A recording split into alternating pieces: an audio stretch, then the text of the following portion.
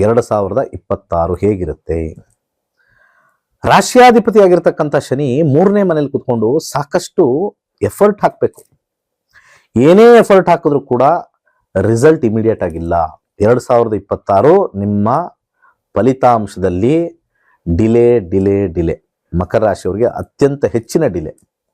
6ನೇ ರಾಶಿಯಾಗಿರ್ತಕ್ಕಂಥ ಮಿಥುನ ರಾಶಿಲಿ ಗುರು ವಕ್ರಿಯಾಗಿರೋದ್ರಿಂದ ಅಲ್ಲೂ ಕೂಡ ಕೆಲಸ ಕಾರ್ಯಗಳು ಡಿಲೆ ಆಗ್ತಕ್ಕಂಥದ್ದು. ಅಲ್ಲಿಂದ ಅಷ್ಟಮದಲ್ಲಿ ಕೇತು ಇರೋದು, 2ನೇಯಲ್ಲಿ ರಾಹು ನಿಮ್ಮ ವಾಕ್ಸ್ಥಾನದಲ್ಲಿ ಯಾರ ಜೊತೆನೋ ಮಾತಾಡಿ ಮನಸ್ತಾಪಗಳನ್ನ ಜಾಸ್ತಿ ಮಾಡ್ಕೊಳ್ತಕ್ಕಂಥದ್ದು, ಅಥವಾ ಯಾರಿಗಾದ್ರು ದುಡ್ಡು ಕೊಟ್ಟು ಸಮಸ್ಯೆ ಮಾಡ್ತಕ್ಕಂಥದ್ದು. ಹಾಗೆ 12ನೇ ಮನೆ ವ್ಯಯಭಾವದಲ್ಲಿ 4 ಗ್ರಹಗಳು ಕುತ್ಕೊಂಡು ಓವರಾಲ್ 2026 ಸ್ವಲ್ಪ ಡಿಸ್ಟರ್ಬ್ಡ್ ವರ್ಷ ಆಗಿರುತ್ತೆ.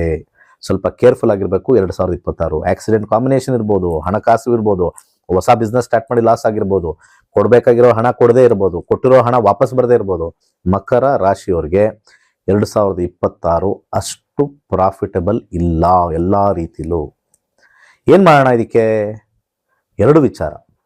ಮೊದಲನೇದು, ಕರಿದಾರವನ್ನು 2ನೇ ಅಧಿಪತಿಯಾಗಿರ್ತಕ್ಕಂಥ ಶನಿಗೆ ನಾವು ಶನಿವಾರದ ದಿವಸ ಕರಿದಾರವನ್ನು ಎಡಗಾಲಿಗೆ ಕಟ್ಕೋಬೇಕು. ಇದು ಮೊದಲನೇದು. ಅದರ ಜೊತೆಗೆ ನಿಮ್ಮ ಪಾದಕ್ಕೆ ಒಂದು ಸ್ವಲ್ಪ ಎಳ್ಳೆಣ್ಣೆ ಪಾದಕ್ಕೆ ಹಚ್ಕೋಬೇಕು ಶನಿವಾರ. ಇದನ್ನ ನಿರಂತರವಾಗಿ ಶನಿವಾರ ಒಂದು 3 ತಿಂಗಳ ಕಾಲ ಮಾಡಿದ್ರೆ ಮಕರ ರಾಶಿಯವರಿಗೆ ಸ್ವಲ್ಪ ಮಟ್ಟಿಗೆ 2026 ಸ್ವಲ್ಪ ಸಮಾಧಾನಕವಾಗಿರ್ತಕ್ಕಂಥ ವರ್ಷಗಳು ನಿಮ್ದಾಗಿರುತ್ತೆ.